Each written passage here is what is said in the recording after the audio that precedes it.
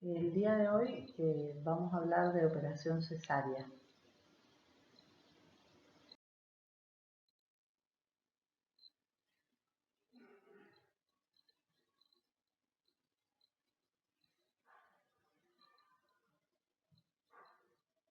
La operación cesárea tiene por objeto la extracción del feto a través de la incisión de las paredes del abdomen y del útero. Bueno, la frecuencia es muy variable. Las cifras más altas se registran principalmente en centros especializados de alta complejidad y concentración de patología. En realidad la incidencia, como les digo, varía entre un 8 a un 28%. Esa es la incidencia actualizada en nuestra provincia y en nuestro hospital, el Hospital Lago Maggiore, que es uno de los hospitales con una categoría 3B en atención de las distintas patologías obstétricas. Por eso, la frecuencia, como les dije, es muy variable. Dentro de las indicaciones para realizar una operación cesárea pueden ser absolutas o relativas. Entre las absolutas podemos mencionar a la desproporción fetopélvica, la placenta previa oclusiva total, la inminencia de rotura uterina, la presentación pelviana en el feto único de término. Son casos en los cuales la cesárea es la única técnica a tener en cuenta como forma de terminación del parto.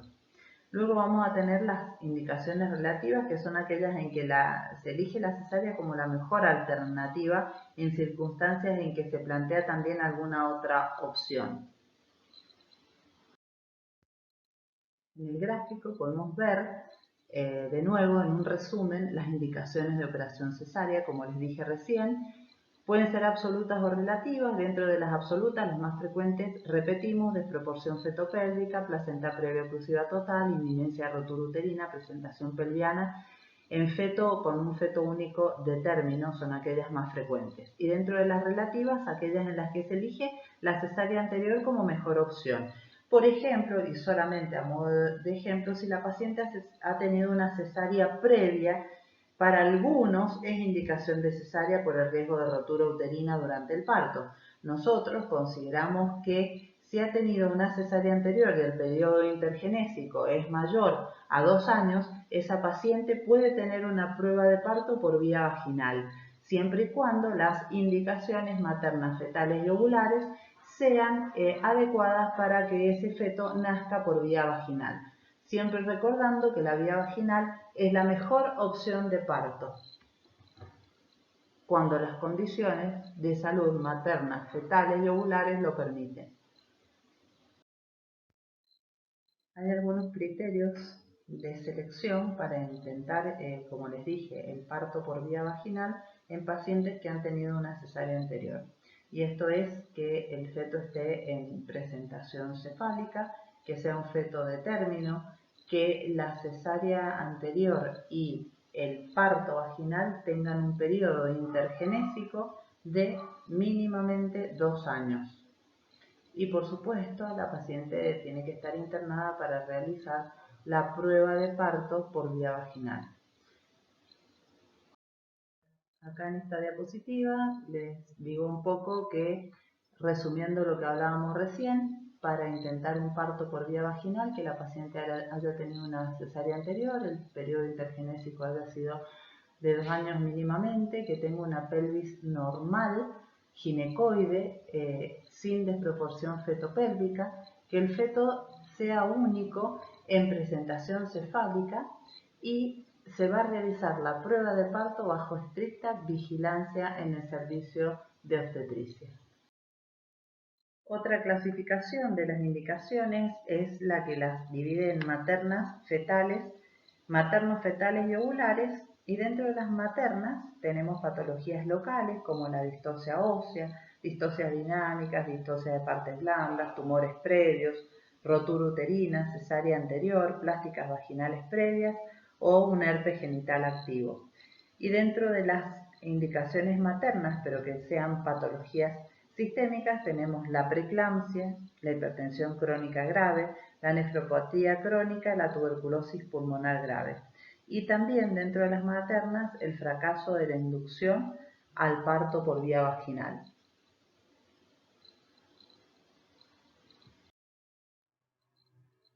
Dentro de las indicaciones fetales tenemos colocaciones viciosas. Dentro de estas colocaciones viciosas del feto está la situación transversa, una presentación pelviana con feto único al término de la gestación y una presentación de frente.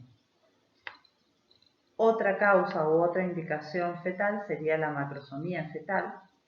Otra de las causas es que la vitalidad fetal esté comprometida. Esto pasa frecuentemente o a veces en el sufrimiento fetal agudo, en la restricción del crecimiento intrauterino, en la enfermedad hemolítica fetal grave y en la muerte habitual del feto. Dentro de las indicaciones materno-fetales está la desproporción fetopélvica y el parto, el trabajo de parto detenido. Nosotros después, ustedes van a tener teóricos de cada una de las patologías más relevantes que yo les he ido nombrando para que ustedes puedan entender por qué es indicación en muchos casos de operación cesárea.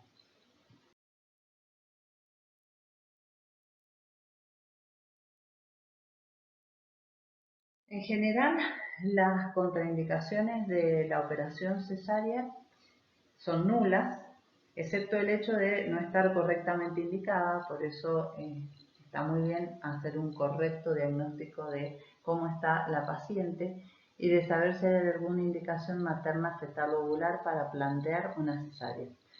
De otra manera, lo mejor que le puede pasar a una mamá es que tenga su parto por vía vaginal, de no mediar ninguna contraindicación. Ahora vamos a hablar un poquito de lo que son las técnicas en la operación cesárea. En realidad la histerotomía, que es el corte, tomía es cortar el útero, se realiza generalmente a nivel del segmento inferior y por lo tanto, de ahora en más, lo vamos a llamar cesárea segmentaria y excepcionalmente a nivel del cuerpo uterino. Eso se llama cesárea corporal, pero no es de incumbencia en la clase que nos toca. Tenemos que tener en cuenta que también, a la paciente hay que prepararla una vez que se hizo la indicación de que esta paciente tiene que recibir una cesárea, una cesárea electiva o es una cesárea de urgencia. Bueno, esta paciente tiene que estar programada y preparada. Se llama el anestesiólogo y bueno, las técnicas de anestesia las propone el anestesiólogo, depende de la gravedad del caso, y se hace un campo quirúrgico y a continuación nosotros vamos a ver la técnica de la cesárea segmentaria. Como decíamos anteriormente, la paciente tiene que tener indicación de operación cesárea y tiene que tener una correcta preparación. La preparación de las pacientes puede variar si tienen una cesárea programada o si es una cesárea de urgencia, como dijimos. A toda paciente que vaya a ser sometida a una cirugía se le recomienda un ayuno previo de 8 horas por los riesgos de aspiración. Además, también es recomendable que las pacientes que vayan a ser sometidas a este procedimiento quirúrgico no lleven ningún tipo de elementos metálicos ni cuerpos extraños. Se recomienda el rasurado de la zona púbica para que sea más fácil la higiene de la zona. En cuanto a la anestesia, el anestesiólogo es el que va a evaluar la anestesia que va a utilizar la paciente, pero existen distintos tipos: la peridural, raquidia general y local. Se coloca una sonda vesical para evacuar la vejiga y con esto disminuir el riesgo de lesionarla, y se procede a realizar la antisepsia y colocación de campos estériles.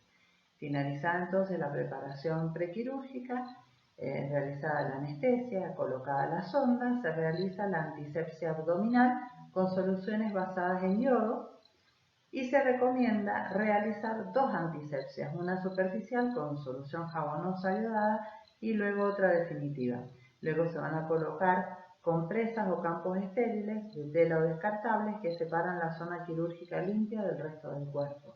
Siempre hay que tener en cuenta que la paciente no sea alérgica a los tipos de soluciones antisépticas que realizamos. Y después vamos a proceder a realizar las incisiones en la piel. Como verán en este gráfico, que les presento en este PowerPoint, existen varios tipos de incisión en la piel. Existen incisiones en forma transversal, tipo Pfannenstiel, Maitland, Joel Cohen, y en forma vertical, la que nosotros llamamos mediana infraumbilical, o también paraumbilicales. Las incisiones transversas son las más utilizadas por sus escasas complicaciones, otorgan el campo quirúrgico necesario, tienen excelente resultado estético. Ustedes van a ver luego un video que preparó la Organización Mundial de la Salud y es una cesárea basada en la evidencia, se llama. La van a ver posteriormente. Antes, nosotros vamos a ver los tipos de incisión en piel y vamos a ver distintos gráficos que muestran capa por capa cómo nosotros abordamos a la paciente para poder realizar la técnica quirúrgica. Solo quiero recordarles que la incisión que nosotros utilizamos es la de Pfannenstiel, la que van a ver descrita y escuchada en el video a modo ilustrativo es la de Joel Cohen. La incisión de Pfannenstiel, como dijimos, es una incisión transversa y se realiza unos 2 a 3 centímetros por encima de la sínfisis pubiana. Es una incisión de la piel, transversal, baja, con una ligera curva superior siguiendo el pliegue de la piel. Mientras que la de Joel Cohen, como les dije, que la van a ver descripta, la van a escuchar descripta en el video, es una incisión cutánea transversa recta, recomendada por muchas guías, como una incisión de primera elección para el abdomen y se hace a unos 3 centímetros por encima de la sínfisis púbica y no es arciforme. Es superior a la incisión de Pfannenstiel tradicional y se minimiza la disección cortante. Las incisiones medianas han quedado relegadas solamente para pacientes con abscesos abdominales previos por estas incisiones y también cuando es una urgencia, porque también van a ver en el video que cuando nosotros tenemos una urgencia realizamos una incisión mediana infraumbilical porque tiene la ventaja de ampliarnos el campo quirúrgico. Pasemos ahora entonces en las figuras en las figuras que están por debajo de la sección del peritoneo. Vamos a hablar un poco de la histerotomía o corte del útero segmentario arciforme. En la línea media, de a unos 4 centímetros por encima de la vejiga, se efectuó un ojal con una pinza tipo Kocher, perforándose el segmento y las membranas. Esta maniobra debe realizarse con sumo cuidado para no herir al feto y también puede efectuarse con bisturí. Por este ojal se introducen ambos índices y se separan las fibras musculares uterinas por divulsión hacia ambos lados, realizando una sección transversal de unos 12 centímetros. La sección también puede llevarse a cabo con tijera de punta roma para no lastimar al feto. El ayudante, mientras tanto, aspira la sangre y el líquido amniótico con el aspirador para evitar que pasen al abdomen.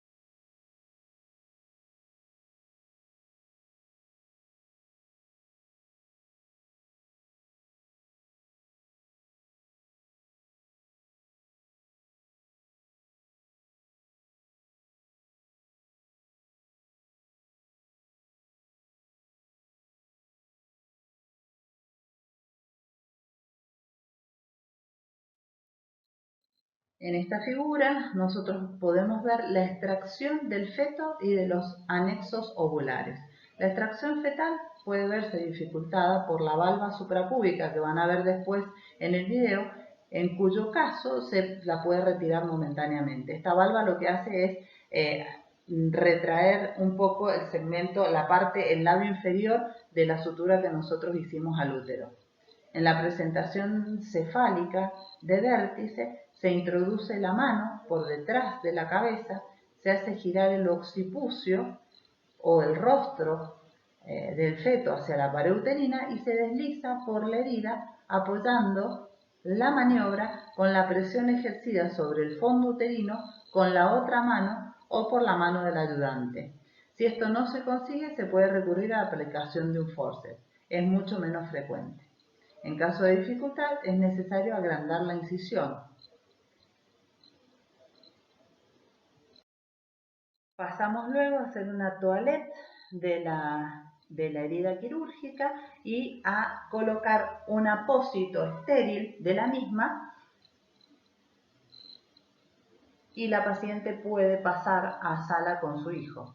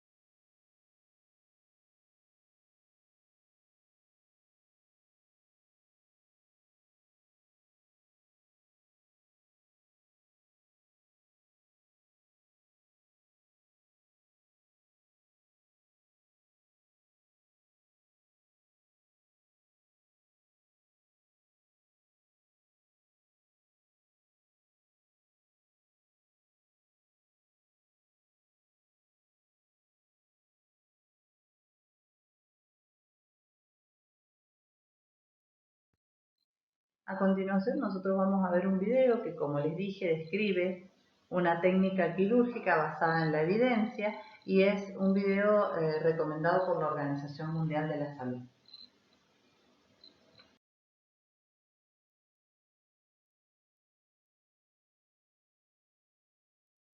Bueno, como les dije recién, en general la operación cesárea no tiene contraindicaciones y ahora ya vamos a ver entonces los accidentes y las complicaciones que pueden sobrevenir luego de una operación cesárea. Las complicaciones están descritas y pueden ser inmediatas, mediatas o tardías. Dentro de los accidentes o complicaciones inmediatos está la herida de la vejiga, la rotura vesical, que se repara mediante sutura en dos planos con una aguja traumática, a lo que se añade la colocación de una sonda permanente durante 10 días. Pero la más frecuente e importante de las complicaciones es la hemorragia y puede originarse en la superficie de sección del segmento uterino o en el sitio de inserción placentaria. La hemorragia de la herida uterina se cohíbe apresurando la evacuación y la sutura. La originada en el sitio de inserción placentaria, como ocurre por la atonía uterina, por ejemplo, se combate con medios habituales, masaje y oxitóxicos, que no son temas de esta clase, y también puede producirse una hemorragia si la herida uterina transversal se extiende hacia el costado del útero y aún hasta su cara posterior, interesando la arteria uterina. En ese caso, luego de pinzarla, se ligará la arteria por sus dos cabos, distal y proximal, y se suturará la herida en toda su extensión. La serosa visceral y con ella la vejiga pueden estar muy adheridas o ofrecer venas de gran calibre en su vecindad. La incisión transversal elude el primer obstáculo y la suavidad o la ligadura de los vasos el segundo obstáculo. Dentro de las complicaciones inmediatas, la más importante es la peritonitis y puede ocurrir por contaminación primaria durante el acto operatorio, por infección por el operador, instrumental, etc., o por propagación secundaria desde la cavidad uterina contaminada. La oclusión intestinal es muy rara, casi siempre secundaria a una reacción peritoneal, a un hilo paralítico, se combate con la terapéutica habitual y bueno, eso ya no es tema de la clase.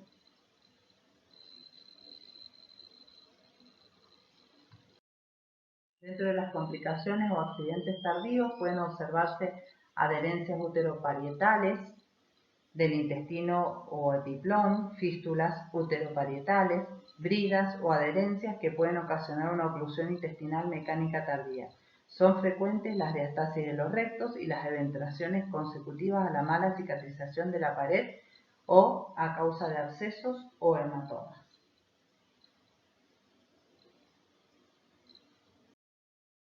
Como dijimos, bueno, el pronóstico materno y feto-neonatal de la operación cesárea se ha ido mejorando y en los últimos tiempos en general el pronóstico materno y fetal es bueno, con una mayor supervivencia perinatal.